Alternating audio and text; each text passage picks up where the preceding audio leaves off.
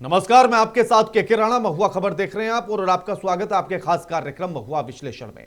आज देश की दो बड़ी खबरों की बात करेंगे और जिनके केंद्र अलग हैं लेकिन संदेश एक जैसा है। सवाल लोकतंत्र पर है।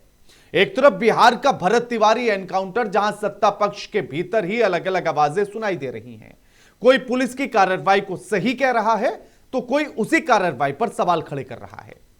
यानी कि विपक्ष नहीं, सरकार के भीतर ही मतभेद खुलकर सामने आने लगे। दूसरी खबर की बात करेंगे। दूसरी खबर, विपक्षी गठबंधन इंडिया ने चुनाव आयोग की निष्पक्षता पर सवाल उठाए। भारत के मुख्य न्यायाधीश को संयुक्त पत्र लिखा। मतदाता सूची के विशेष गहन पुनरीक्षण यानी कि एसआईआर पर रोक, चुनावी प्रक्रिया में न्यायिक हस्तक्षेप और भविष्य में बैलेट पेपर से चुनाव कराने की मांग ने देश में नई बहस को जन्म दे दिया। अब सवाल यह है, क्या बैलेट पेपर से चुनाव संभव है या सिर्फ राजनीतिक मुद्दा भर रह गया है? इन्हीं दोनों खबरों का करेंगे विश्लेषण आज। और अब बात करेंगे पहली खबर से। पहली खबर यानी कि भरत तिवारी। आज तक आपने सत्ता पक्ष और विपक्ष अलग अलग मत के साथ देखे होंगे, लेकिन बिहार से भरत तिवारी एनकाउंटर मामले में सरकार के खिलाफ खड़ी होती नजर आ रही है। लगता है कि एनडीए में ही दो धड़े हैं या दो गुटों में बट गई है। किसी को जाति के वोट की चिंता है तो किसी को अपने राजनीतिक बीज गणित की समीकरण से रेखा गणित की आकृतियों को साथ लेकर वोटों के कोण बनाने और बनाए रखने की जुगत में लगे हैं, क्योंकि सबको चिंता है अपने वोट बैंक की। फिर जीतन राम मांझी का एनकाउंटर को सही ठहराना हो या भगवान सिंह कुशवाहा, मंत्री मदन साहनी और चिराग पासवान का एनकाउंटर को गलत कहना हो। और अब यहीं से शुरू होते हैं सवाल। तो अब बात करेंगे इस खबर से सवाल क्या कुछ उठ रहे हैं। सबसे पहले ग्राफिक्स की तरफ। क्या बिहार में जातीय राजनीति हावी हो रही है? सवाल नंबर 1 यही है। सवाल नंबर 2, सरकार की कार्रवाई के खिलाफ ही सरकार खड़ी हो रही है क्या, और हो रही है तो आखिर क्यों हो रही है?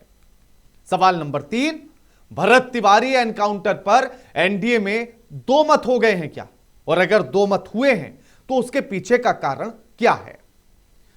सवाल नंबर 4, भरत तिवारी एनकाउंटर की आड़ में राजनेता कहीं अपनी राजनीति तो सेट नहीं कर रहे हैं? किसी की मौत से ज्यादा जरूरी है राजनेताओं के लिए वोट बैंक, और क्या यह बात सच है? और अब इस खबर के इतिहास की बात करेंगे। बिहार में बिना जातीय समीकरण के राजनीति संभव नहीं है, चाहे बात आजादी के बाद की कर लीजिए या आजादी से पहले की कर लीजिए। अब भरत तिवारी मामले पर एक नजर डालते हैं और देखते हैं कि आखिर उसकी टाइमलाइन क्या कुछ कहती है। 16 जून को भरत तिवारी का लाइव वीडियो वायरल होता है। एक लाइव जो वो करता है उसको वायरल होता है 16 तारीख को। 16 से 17 जून को कम से कम 10 लाइव फेसबुक पर भरत तिवारी करता है, एक के बाद एक 10 लाइव। उसके बाद पुलिस भरत के घर पहुंचती है तो पुलिस वालों को तमंचा दिखाते हुए धमकाने वाला वीडियो वायरल होता है, जो एक चारपाई पर बैठे हुए और पुलिस वालों को धमकाता नजर आता है। 17 जून को फिर से लाइव आता है और भरत हथियार फेंकने और सरेंडर करने वाला वीडियो उसका सामने आता है। 17 तारीख को ही भरत तिवारी का एनकाउंटर हो जाता है। जिस दिन वो अपना हथियार डालता है, अपना जो है सरेंडर करता है, उसी दिन उसका एनकाउंटर हो जाता है। आरा से पटना के पीएमसीएच रेफर होता है और इलाज के दौरान भरत तिवारी की मौत हो जाती है।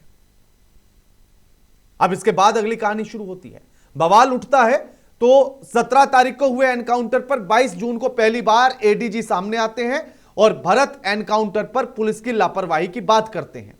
23 जून को उसके बाद केंद्रीय मंत्री जीतन राम मांझी एक्स पर पोस्ट करते हैं और एनकाउंटर को जायज ठहरा देते हैं। वही एनकाउंटर जिसमें पुलिस की गलती मान रही है।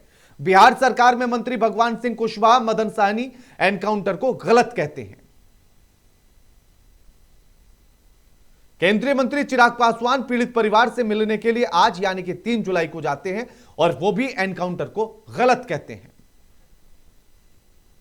अब आपको वो बयान सुनवाते हैं जिसमें कहा गया कि एनकाउंटर सही है, और उसके बाद फिर बयान आपको सुनवाएंगे जिन्होंने एनकाउंटर को गलत किया कहा है। चिराग पासवान जो करते हैं वही हम करेंगे। इस मामले में हमने बहुत पहले कह दिया है, हमारा व्यू स्पष्ट है कि वहां पर पुलिस ने जो कार्रवाई की है वो एकदम सटीक कार्रवाई की है, और नहीं तो पुलिस ही मारे जाते हैं। अब आप देखिए कि जब चिराग पासवान आज पहुंचे और फिर से जीतन राम मांझी से पूछा गया कि आप तो कह रहे थे कि दलित का एनकाउंटर नक्सली है, मुसलमान का एनकाउंटर आतंकवादी कहते हैं, तो ब्राह्मण के पर क्यों इतना उछल कूद है? तो अब तो चिराग पासवान चले गए हैं। तब उन्होंने कहा कि चिराग पासवान जो कर रहे हैं वो हम भी करेंगे क्या? अब चिराग पासवान जब वहां पहुंचे तो क्या कुछ कहा, कैसे एनकाउंटर को गलत कहा भगवान सिंह कुशवाहा ने, मदन सहनी ने और चिराग पासवान ने? सुनिए जरा।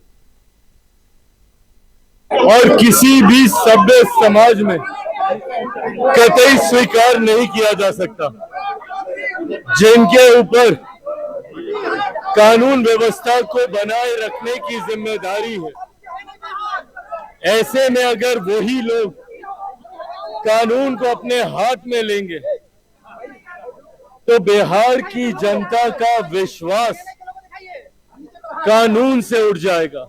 लोगों का विश्वास बना रहे, इसके लिए जरूरी है कि कुछ ऐसे अधिकारी जिन्होंने अपने स्वार्थ में भरत तिवारी जी की हत्या करने का काम किया, उन लोगों को सख्त से सख्त सजा मिले। शीर्ष नेता को लेना है, हम लोग इसमें कैसे कह सकते हैं कि उचित है कि नहीं है, लेकिन किसी भी मामले में कोई आरोपित है, खास करके इतना बड़ा घटना घटा है, पूरा देश इसमें इन्वॉल्व है, कि लोग दुखी है, आक्रोशित है, पूरा देश दुनिया से लोग यहाँ आ रहे हैं, बिहार के तो सारे नेता गए हैं। उस मामले में तो कहीं ना कहीं इसका ध्यान रखना चाहिए कि इस तरह के लोगों को, जिस पर इतना बड़ा आरोप है, उसको अभी पोस्टिंग नहीं होना चाहिए। और मैं समझता हूँ सीबीआई से भी बड़ा जांच कराई जा सकता है। लेकिन एक बड़ा तबका कह रहा है कि बिहार में लॉ एंड ऑर्डर ठीक नहीं है, और कहीं ना कहीं खिलाफ वाली सरकार से जो लोग कह रहे हैं वो अपने दृष्टिकोण से कर रहे हैं, लेकिन हम लोग समझते हैं कि लॉ एंड ऑर्डर सब ठीक है।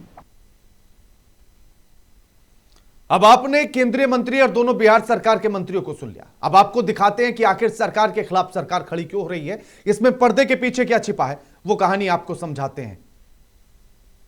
पर्दे के पीछे क्या छिपा है? सरकार के मंत्री ही सरकार की कार्रवाई के खिलाफ खड़े हो रहे हैं, या यूं कहा जाए कि सीएम सम्राट चौधरी के खिलाफ खड़े हैं। जीतन राम मांझी का एक्स पर पोस्ट एनकाउंटर को सही ठहराता है, लेकिन चिराग पासवान का जाना पर्दे के पीछे छिपी कहानी को ढूंढने पर जोर देता है। क्या चिराग पासवान अपने पिता के फॉर्मूले पर चलने की तैयारी में है? रामविलास पासवान का मुस्लिम, दलित और ब्राह्मण वोट बैंक का समीकरण ही राजनीतिक ताकत रहा। क्या चिराग पासवान भी मुस्लिम, दलित, ब्राह्मण वोट के सहारे बिहार में जमीन को और मजबूत करना चाहते हैं? चिराग पासवान भी मुस्लिम, दलित, ब्राह्मण वोट के सहारे ही आगे बढ़ना चाहते हैं क्या? गुरुवार को हुई केंद्रीय गृह मंत्री अमित शाह से चिराग पासवान की मीटिंग, और मीटिंग में हुई भरत तिवारी एनकाउंटर पर चर्चा, सीएम सम्राट पर सवाल माना जाए क्या?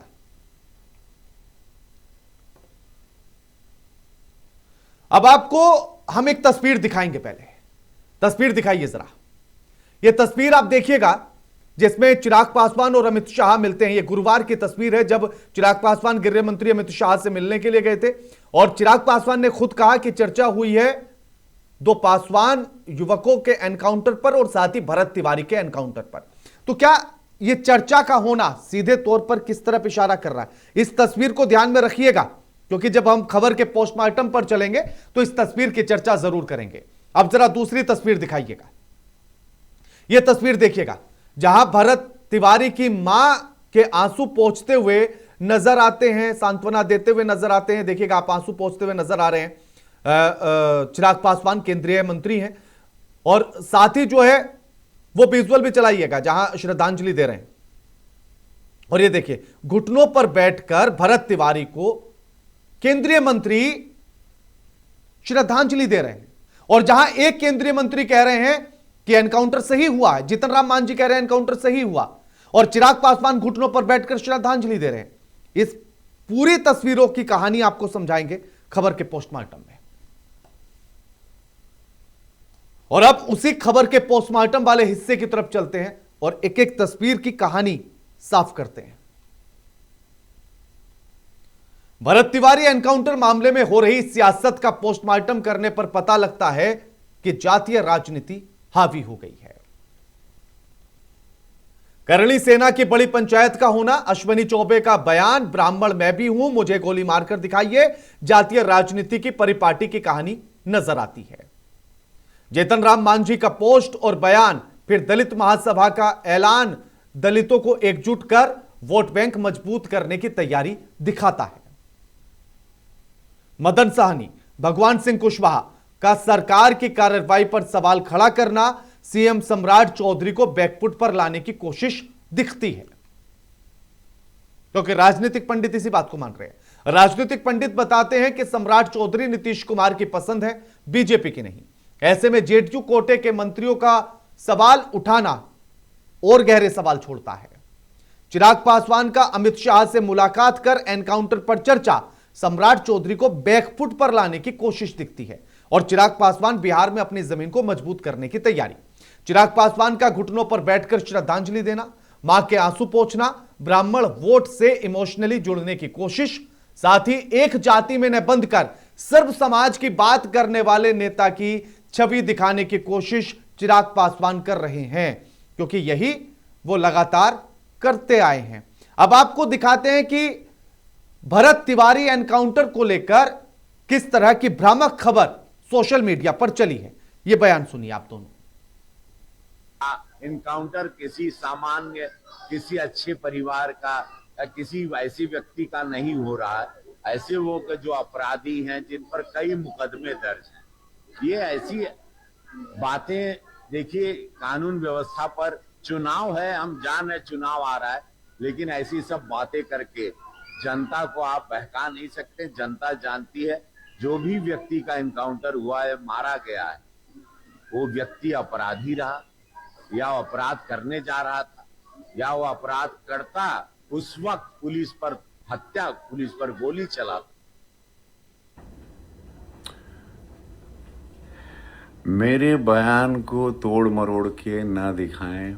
स्वर्गीय भरत तिवारी जी के लिए हमने कुछ ऐसा नहीं कहा, तो ये गलत भ्रामक भ्रांतियों को फैलाने का काम आप लोग ना करें। मेरा बयान था उत्तर प्रदेश पर अखिलेश यादव जी ने जो कहा था, उत्तर प्रदेश के अपराधियों के लिए हमने कहा था, बिहार के हमारे भरत तिवारी जी के लिए नहीं कहा था। ठीक है, तो आप लोग ये भ्रांतियाँ ना फैलाएं, नहीं तो जो भी प्लेटफॉर्म पर झूठी खबरें डाली हैं आप लोग तकलीफ में आएंगे। कृपया झूठी पोस्ट को हटा दें। मैं सांसद रवि किशन शुक्ल।